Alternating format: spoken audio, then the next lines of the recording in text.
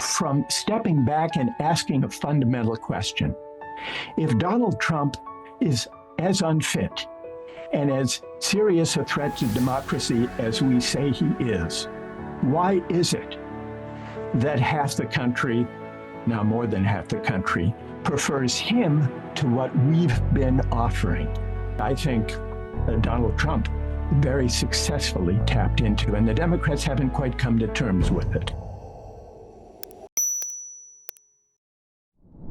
For decades, the divide between winners and losers has been deepening, poisoning our politics and setting us apart. It came to a head in 2016 when Donald Trump was first elected by speaking to those grievances.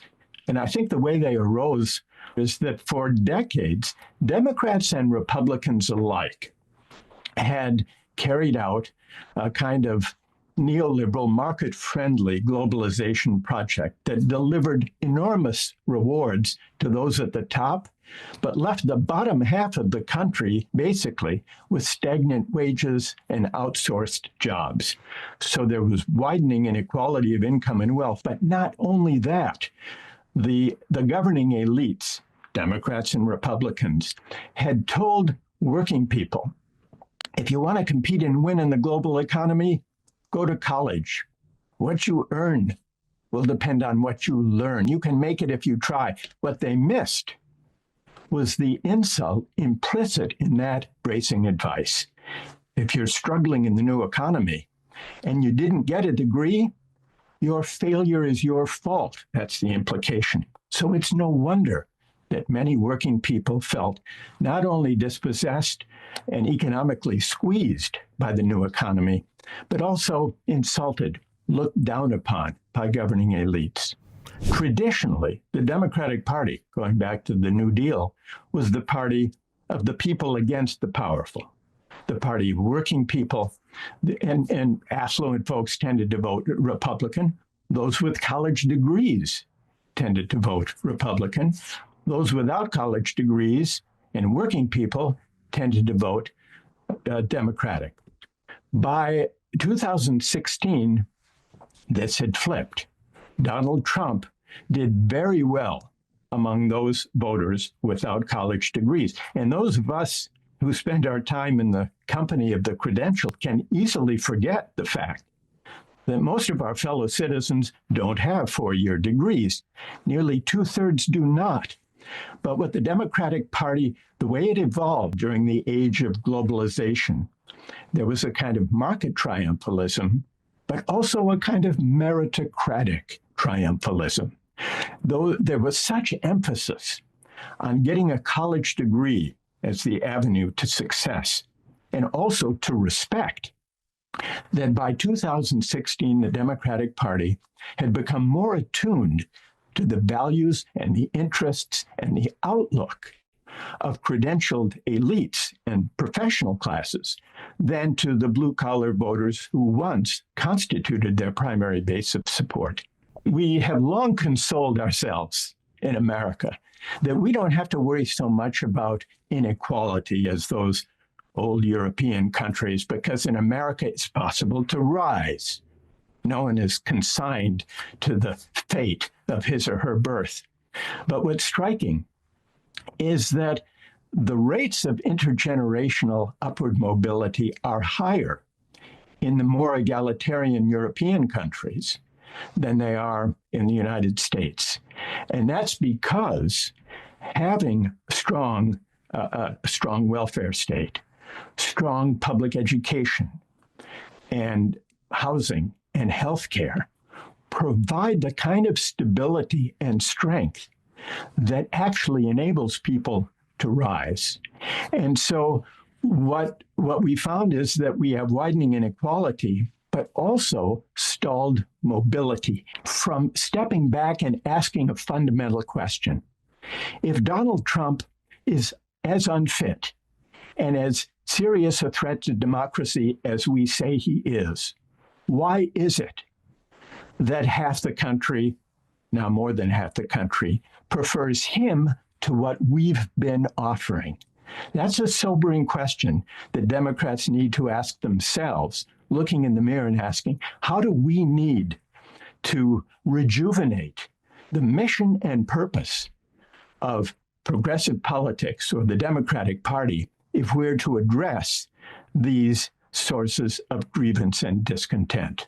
Democrats didn't focus on the dignity of work, didn't focus on honor, respect, social esteem, and recognition, and the emphasis on telling people that the solution to their troubles was to get a college degree contributed to that, to a kind of credentialist condescension. So people not only felt left behind economically, but they also felt that they were being looked down upon. And this is a volatile brew of economic and cultural grievance that I think Donald Trump very successfully tapped into, and the Democrats haven't quite come to terms with it. In the 90s and early 2000s, sports stadia, which once served as class mixing occasions and places, increasingly even sports stadia were separated, though those who could occupy the luxury corporate boxes and those fans, common folk in the stands below. And what really has unfolded during the last several decades is that the most corrosive effect of the widening inequalities has been on the erosion of those public places and common spaces that gather us together as citizens in the ordinary course of our lives. Increasingly, those who are affluent and those of modest means live separate lives. We send our kids to different schools. We live and work and shop and play in different places. This isn't good for democracy, because democracy is about more than just voting on election day. It's about sharing a common life that reminds us that we are all in this together. And increasingly, the way our civil society has unraveled, the way there is less and less encounter among people from different walks of life in the ordinary course of our lives, that erodes the sense of commonality that democracy requires. Democrats and progressives have allowed the right and the MAGA movement to claim a kind of monopoly on national pride. Make America great again.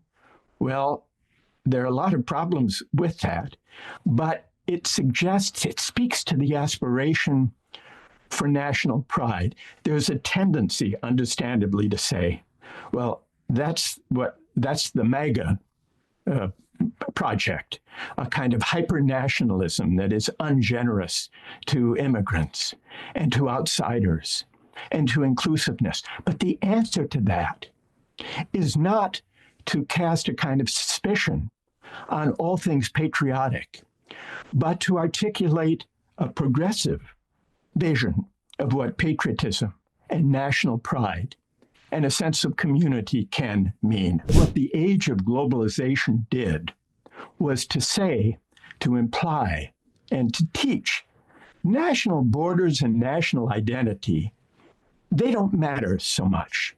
We don't really need to depend on those folks who live nearby, or for that matter, in our country, either for production or for consumption. I think it has fueled the anger. Those who have broken away with enormous wealth seem to feel less need to rely on fellow citizens closer to home.